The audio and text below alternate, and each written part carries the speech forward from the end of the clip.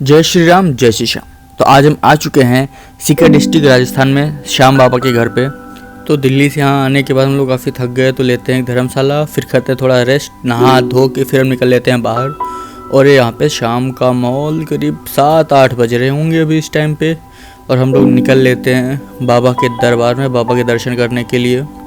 श्याम बाबा का मैं छोटा सा परिचय देता हूँ। इनका जो मूल नाम था वो था बर्बरीक था, और ये घटोत्कच के पुत्र थे, और घटोत्कच भीम जिनके पास 10,000 हाथियों का बल था। तो जिसके पिता और पितामह इतने बलवान हो, तो सोचो वो कितना बलवान हो। इतनी परम शक्ति होने के कारण बर्बरीक जल्द ही बाल अवस्था से युवा अवस्था पहुंच गए, और माँ भवानी शंकर जी की तपस्या कर 3 बाण इनको मिले, जो अमोघ बाण थे। इन्हें बाद में 3 बाण धारण के नाम से भी जाना जाता है।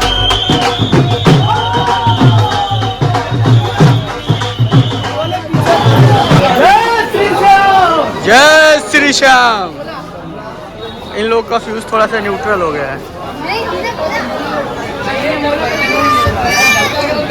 और इनके पास जो बाण थे, एक बाण जब ये चलाते थे युद्ध में, तो वो शत्रु का विनाश करने के बाद वापस आ जाता था। मतलब आप कह सकते हो अनलिमिटेड बाण।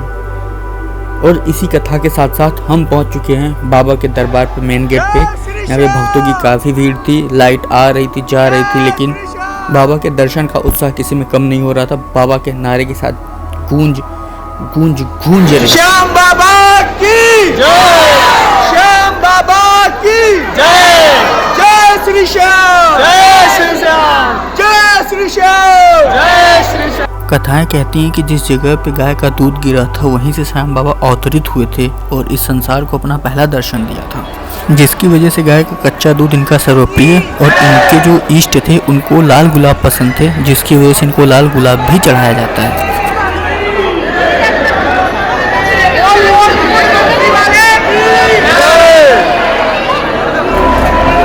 बाकी बाबा के प्यारे भक्तों की तरह हमने भी बाबा को लाल गुलाब अर्पित किया।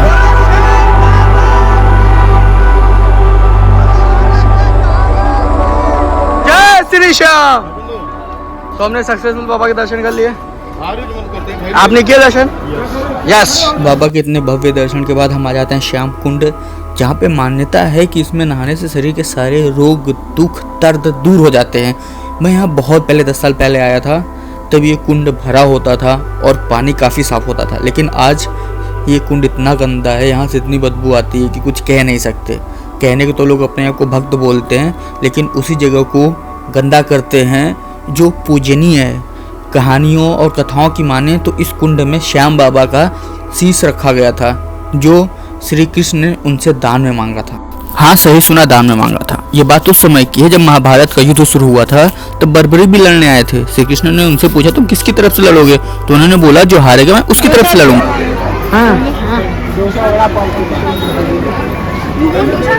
अरे डोसा इडली जो मिले खा लेंगे भाई, भूख बहुत तेज लगी है।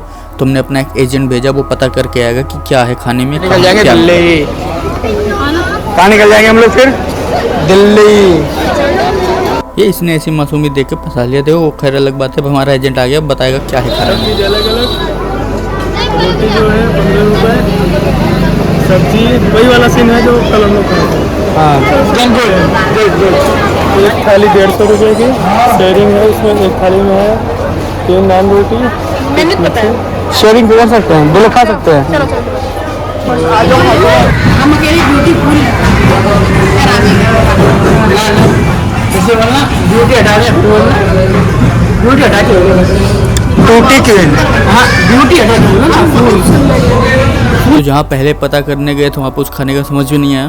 फिर हम लोग दूसरे रेस्टोरेंट में आ गए, यहाँ बैठ के ऑर्डर देके बातचीत शुरू हो जाती है भाई। सबकी अलग अलग कहानियाँ सब बताने लगते हैं, अपनी आज कल परसों नरसों की कहानियाँ, जो सुन के बड़ा मज़ा आता है। और भूख भी बहुत तेज लग रही थी, क्योंकि हम लोगों ने सुबह से कुछ नहीं खाया था, नॉर्मल नाश्ता वगैरह किया था। और अभी बस इस बात पे बहस चल रही कि क्या मंगाएं क्या खाएं। बस इसी बीच में करते करते खाना भी आ गया, खाना भी खा लिया।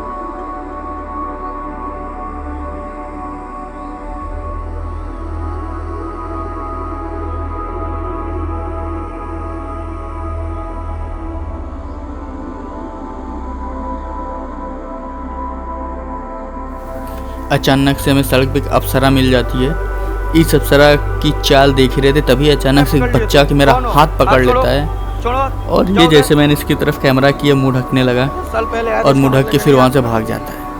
और ऐसे करते करते कई बच्चे में मिलते हैं। हम लोग यहाँ शॉपिंग कर रहे थे, यहाँ पे बहुत अच्छे 50-50 रुपीज़ के बाबा खाटू श्याम के लॉकेट वगैरह और जो गाड़ी में टांगने के लिए मिल जाता है, बहुत सारा सामान मिल जाता है।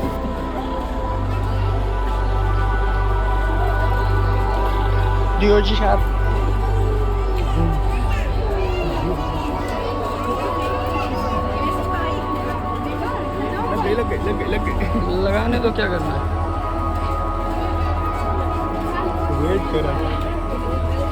तुम हाथ नीचे रखी तो लगाओ।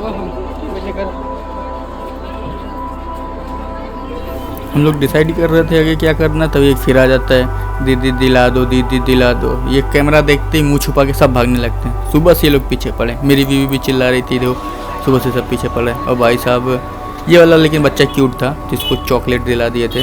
बाकी शॉपिंग का काफ़ी सारा सामान था, मस्त शॉपिंग कर सकते हो सस्ते सस्ते में। यहाँ पे काफ़ी अच्छा था, बाबा की बहुत सारी अच्छी अच्छी मूर्तियाँ भी मिल रही थी। फिर हमें मिल जाता है मार दो गोली, गोली मार दो, मार दो गोली, हाँ मार दो, मार दो गोली। गुड, हमारा उभरता हुआ आतंकवादी है। बाबा ध्यान रखे तेरा। जय श्री श्याम।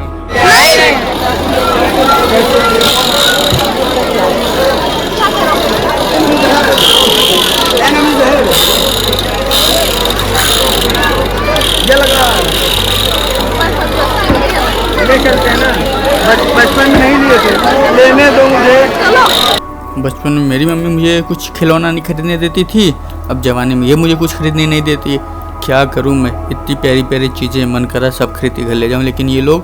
खैर छोड़ो, ये सब मोह माया है। फिर श्री कृष्ण ने सोचा कि अगर बर्बरीक लड़ा तो ये पक्का दुर्योधन की तरफ से लड़ेगा, क्योंकि वो तो हारने वाला था, दुर्योधन वो हारेगा ही, तो ये युद्ध का कोई परिणाम नहीं निकलेगा। तो श्री कृष्ण ने उनसे उनका शीश दान में मांग लिया, जिसकी वजह से उनको शीश का दानी भी कहा जाता है। और उनको वरदान दिया कि तुम्हारा श्याम नाम से कलयुग में पूजा होगी, जिसकी वजह से इनको खाटू श्याम के नाम से जानते हैं। बाबा की पूरी कहानी कभी और कहीं और, तब तक के लिए जय श्री श्याम।